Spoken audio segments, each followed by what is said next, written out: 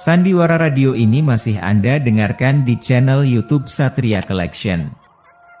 Jangan lupa tekan tombol like dan subscribe.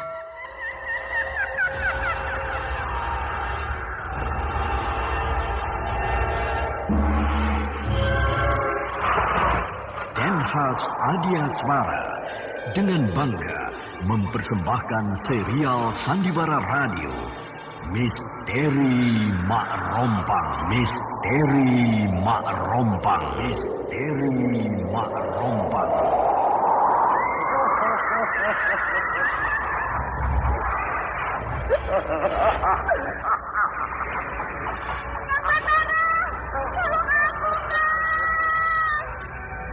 Cepat kemari Wulan.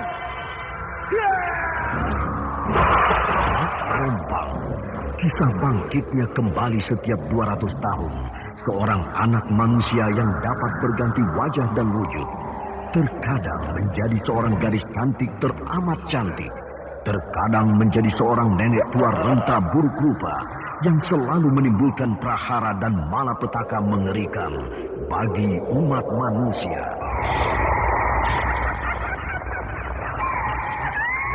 Bahaya, kita dalam bahaya. Sana, cepat tinggalkan tempat ini. Tunggu Kamira, aku mau menutup warung dulu. Jangan pikirkan warungmu, pikirkan nyawamu. Hei, menjauh! Tuk-tunggal bilang menjauh. Aku dituju berapa mana? Tuk-tunggal ada di mana, Wira? Tuk-tunggal berada di dalam kabut. Hei, ini keluar! Ini keluar dari desa!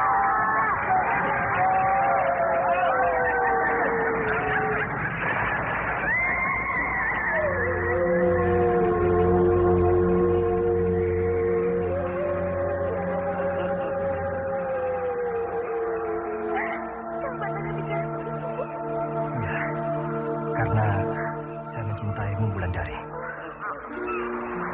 Mak Rompang diselingi pula tawa ria penuh canda serta kisah cinta kasih yang penuh dengan liku-pilu kehidupan dari dua insan manusia. Awas di belakangmu, Wulandari!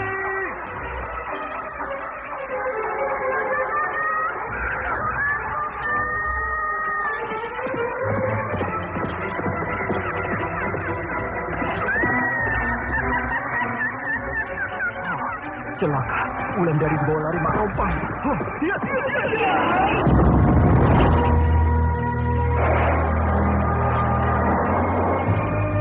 Didukung artis-artis terkenal Ferry Fadli, Yvonne Rose, Anna Sambayon, dan sederet bintang-bintang terkenal lainnya.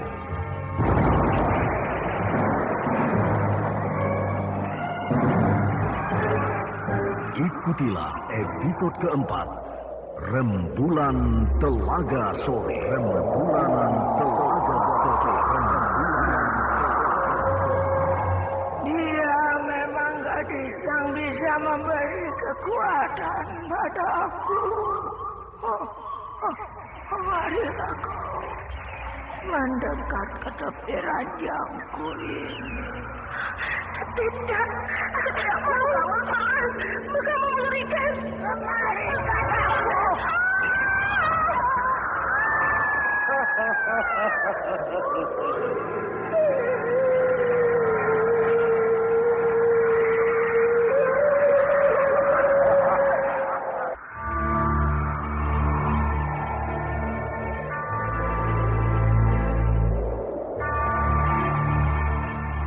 Naskah karya Asmadi Syafar. Seri yang ke-9 ini didukung oleh Yvonne Rose sebagai Wulandari, Iwan Dahlan sebagai Sukra, Ferry Fadli sebagai Batara, Ari Bahariani sebagai Patmi, Suryadin Tanjung sebagai Diro, Endang sebagai Suni, Naryo sebagai Kisabrang, dan pembawa cerita Neni Sumardi.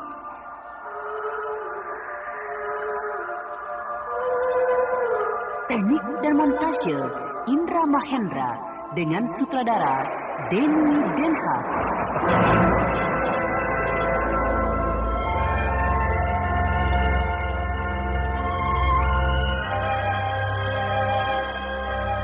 Pada kisah yang lalu diceritakan, Ki Sabrang berhasil membawa Ibu Wulandari ke rumahnya yang baru. Bahkan Ki Sabrang berniat untuk mengambil Ibu Wulandari jadi wanita simpanannya. Sementara itu, Wulandari mimpi bertemu dengan Batara. Dalam mimpinya itu, Batara mengatakan dia masih hidup. Dia tidak gugur di medan perang.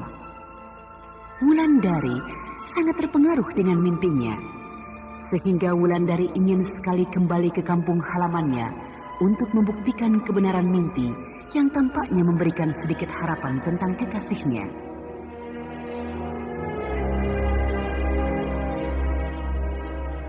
Dalam perjalanan pulang ke desa Lubuk Mentilin, Wulandari tersesat ke desa Sendang Karang yang sebenarnya desa itu sudah lama punah.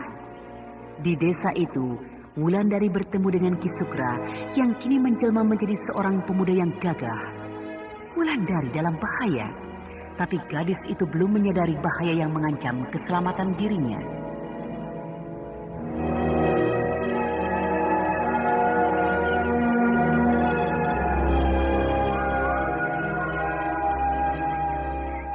Dari mana Kisanak tahu namaku?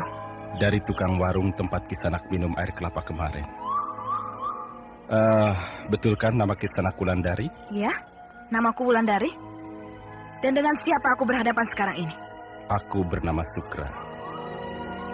Mari kita menyingkir dari tepi desa ini, karena sebentar lagi orang-orang desa itu mencarimu kemari. Pasti tukang warung itu juga sudah bicara denganmu, bahwa aku sedang dikejar orang-orang desa Sendang Karang. Iya, karena kau sudah membunuh 2 orang desa itu tadi malam. Aku tidak membunuh orang, tapi aku diserang oleh sekelompok serigala. 2 ekor serigala itu mati olehku ketika kedua ekor binatang itu mencoba untuk menyerangku. Itulah kesalahanmu. Kau membunuh orang, tapi kau tidak mengakuinya.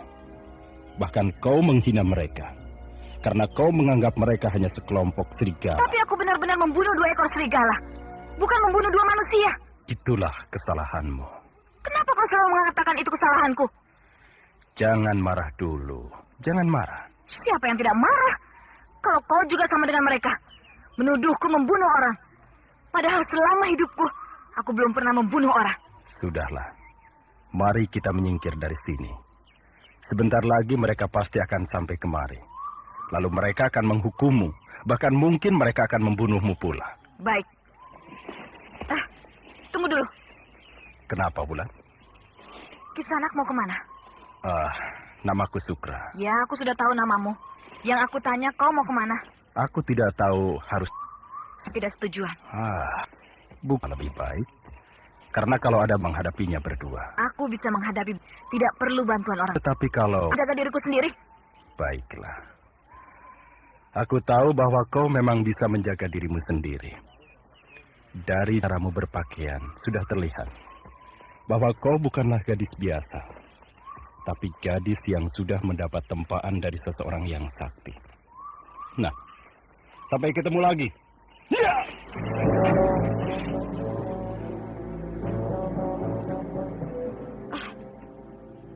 Tiba-tiba hilang dia dari hadapanku. Siapa sebenarnya pemuda gagah tadi? Manusiakah atau bukan? Tapi kata Nyi Guru, ilmu hilang semacam itu biasanya dimiliki oleh orang-orang yang berilmu tinggi. Rupanya aku sudah berhadapan dengan orang yang berilmu tinggi. Sandiwara Radio ini masih Anda dengarkan di channel YouTube Satria Collection. Jangan lupa tekan tombol like dan subscribe. Nek, aku pulang, Nek. Batara, kemana saja kau berbulan-bulan? Kenapa kau tega meninggalkan aku yang sudah tua renta ini? Pergi melaksanakan tugas negara, Nek. Tapi bagaimana dengan aku? Kalau tiba-tiba kau datang, aku sudah tidak ada. Apakah kau tidak menyesal? Iya, menyesal. Tapi... Aku butuh kawan, Batara. Aku kesepian sejak ditinggal mati oleh kakekmu. Iya, Nek. Saya mengerti. Saya akan menemani Nenek. Hanya kalau tiba-tiba saya ada tugas, saya akan tinggalkan Nenek sebentar. Sudahlah. Aku juga mengerti tugasmu. Cuma aku minta Aku minta dengan sangat. Cepatlah kau berumah tangga. Lalu suruh istrimu tinggal bersama aku di sini. Nenek. Aku bicara sungguh-sungguh, Batara. Kalau ada istrimu di rumah ini, aku ada kawan. Ada pengganti dirimu di rumah ini. Apalagi kalau tiba-tiba istrimu hamil, lalu melahirkan. Alangkah bahagianya aku. Sudah setua ini, aku masih sempat menggendong seorang cicit. Nek Patmi. Batara, kalau bisa, istrimu adalah Gandini. Kalau Gandini jadi istriku, Nek, maka nenek tetap tidak akan punya kawan di rumah. Kenapa begitu? Gandini adalah seorang perwira kerajaan. Dia harus berangkat tugas kalau tiba-tiba negara memerlukannya. Jadi lebih baik aku punya istri yang bisa menjaga Nek Patmi di rumah. Siapa calon istrimu? Wulandari, Nek. Aku tidak mau. Aku ingin Gandini saja. Anak itu baik. Anak lurah lagi. Sedangkan Wulandari cuma anak seorang petani biasa dan tidak sopan lagi. Bukannya dia tidak sopan, Nek. Tapi dia takut bicara sama nenek. Takut apa? Takut salah. Maklum, dia sangat menghormati Nek Patmi. Jadi dia takut salah kalau bicara. Gandini kalau mau bicara, ya bicara saja denganku. Tidak pernah takut-takut. Sebenarnya... Sudahlah, aku suka pada Gandini, tapi tidak pernah suka pada Wulandari. Titik. Mau kemana kau? Mau ke rumah Wulandari, Nek. Aduh, kemari kau, kemari. Ada apa, Nek? Buat apa kau ke sana? Buat apa? Menengok Wulandari. Sudah. Jangan mengurusi mereka. Keluarga itu sudah berantakan. Berantakan bagaimana, Nek? Berantakan. Wulandari sudah hilang entah lari dengan siapa. Ibunya pergi bersama Ki Sabrang. Ki Sabrang? Iya, Ki Sabrang. Sampai sekarang tidak pulang-pulang.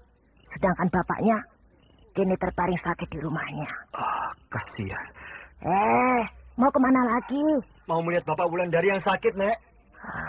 Itu anak tidak bisa dinasehati.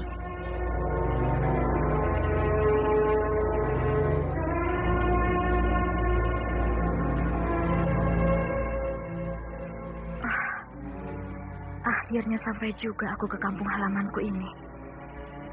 Desa ini masih seperti dulu. Sepi dan sunyi kalau sudah tengah malam begini.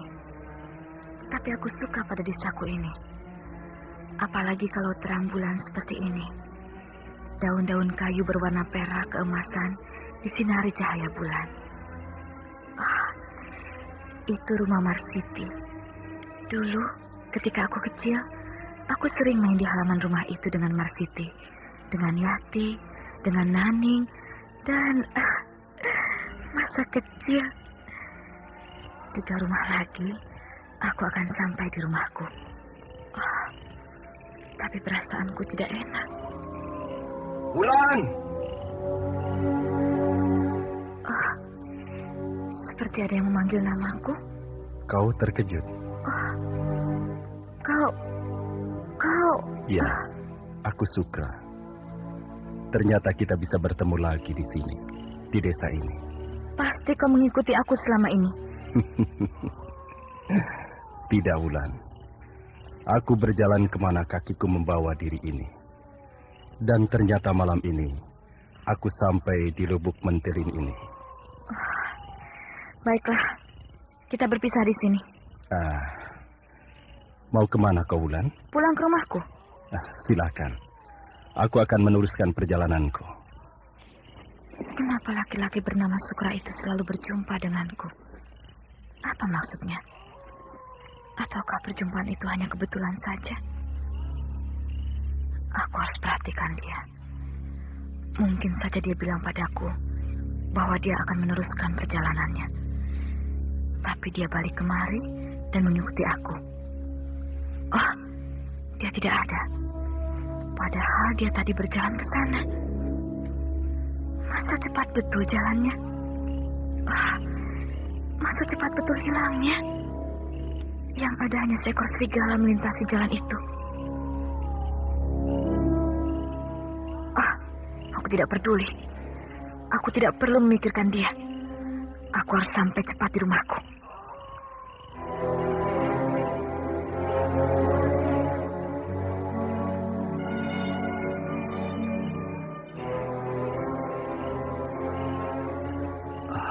Betul, Bapak Wulandari sedang sakit. Dia terbaring di atas balai-balai itu. Siapa itu? Saya, Kidiro. Oh, kau Batara. Duduklah. Duduklah. Sudah. Kidiro tidak usah bangun. Tidur sajalah. Bagaimana keadaanmu sekarang? Baik, Kidiro. Kidiro tidur saja, tidak usah duduk seperti ini. Tidak apa-apa. Aku tiba-tiba sembuh melihatmu datang. Tenagaku seolah-olah pulih kembali. Tapi Kidiro belum sembuh. Kidiro masih sakit. Biar, aku ingin duduk.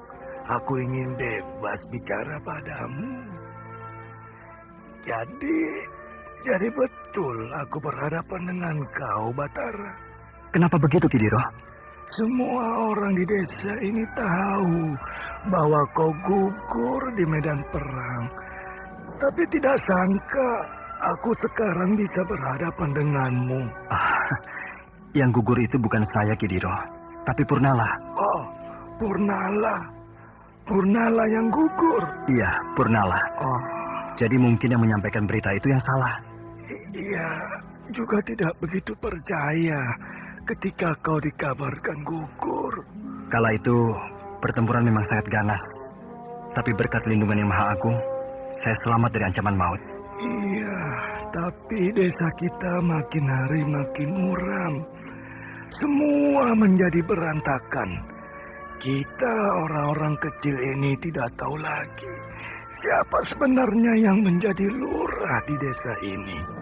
Ki Reksokah atau orang lain?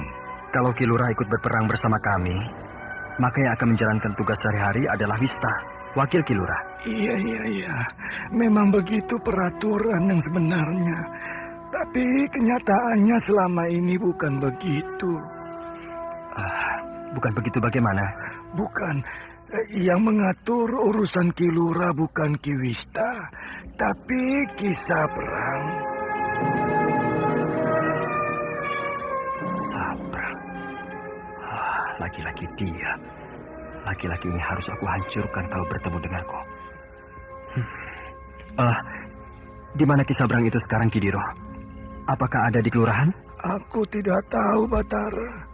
Bahkan istriku dibawa olehnya 5 hari yang lalu. Sampai kini belum juga pulang. Aku tidak tahu nasib Ibu Wulandari sampai sekarang. Untuk apa dia membawa Ibu Wulandari, Kidiro? Entahlah, aku tidak pernah tahu. Mereka pergi naik kereta kuda Ki Sabrang ke arah sana.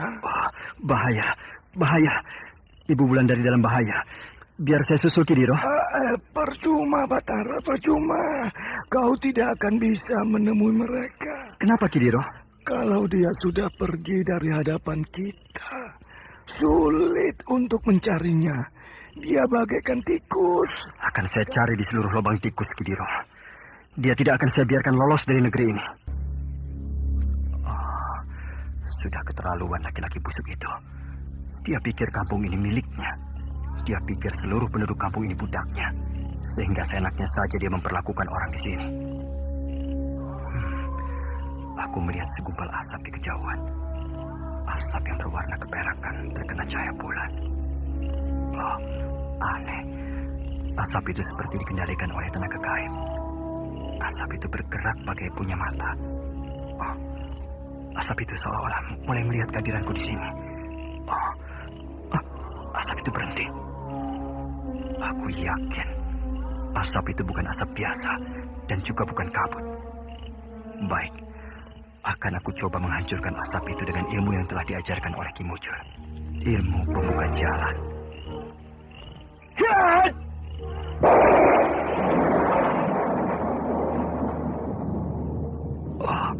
Asap itu bergerak lebih jauh. Dia bagai menghindar. Dia bagai punya perasaan bahwa aku akan menyerangnya. Luar biasa.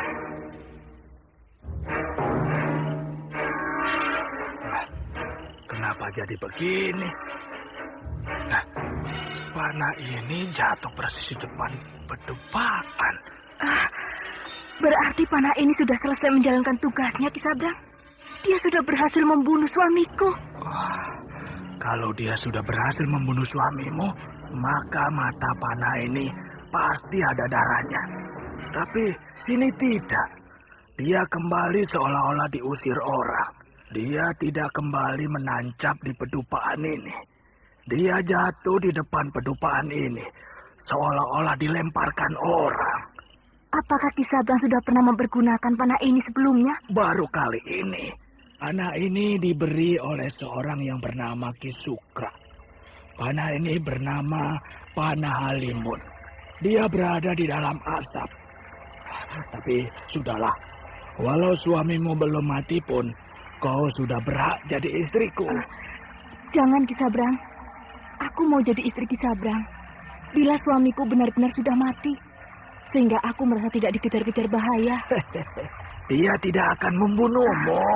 Dia pasti membunuh saya, Ki. Alah, laki-laki penyakitan seperti dia tidak akan bisa berbuat apa-apa, Suni. Dia pasti bisa berbuat apa-apa, Ki. Percayalah, Ki Sabrang. Kang Diro pernah akan membunuh 15 tahun yang lalu ketika ada orang yang menggodaku. Padahal waktu itu dia sedang sakit. Persis sama seperti sekarang. Jadi kalau Kang Diro tidak bisa Ki Sabrang singkirkan, maka nyawa saya taruhannya, Ki. Alah, tidak usah kau pikirkan. Diro pasti bisa aku singkirkan. Sekarang, malam ini, kau harus jadi istriku. Kau harus benar-benar jadi istriku, Suni. Jangan, Ki. Saya mohon jangan. Saya masih istri orang lain. Saya masih punya suami. Lalu buat apa kau aku piara di rumah ini kalau hanya jadi hiasan saja? Padahal yang aku mau, kau harus jadi istriku, pengganti anakmu Wulandari. Kalian sama cantiknya. Kalian sama-sama membuatku tergila-gila. Saya kan sudah bilang pada Ki Sabrang bahwa saya bersedia jadi istri Ki Sabrang bila saya tidak menjadi milik siapa-siapa lagi, Ki. Sudah. Si Diro itu nanti urusan orang-orangku. Kalau kau tidak percaya, 2 hari lagi kepala si Diro akan aku berikan kepadamu. Ki Sabrang terus membujuk Ibu Wulandari agar wanita itu mau menjadi istrinya. Ibu Wulandari masih tetap bertahan dengan sebuah syarat. Walau sebenarnya wanita yang mata duitan itu sudah sangat berkeinginan menjadi istri laki-laki lintah darat itu. Ibu Wulandari sudah berangan-angan akan menguasai harta benda Ki Sabrang yang melimpah ruah banyaknya. Nah, saudara pendengar, bagaimanakah nasib Ibu Wulandari selanjutnya? Untuk mengetahui jawabannya, ikutilah lanjutan cerita ini pada seri berikutnya.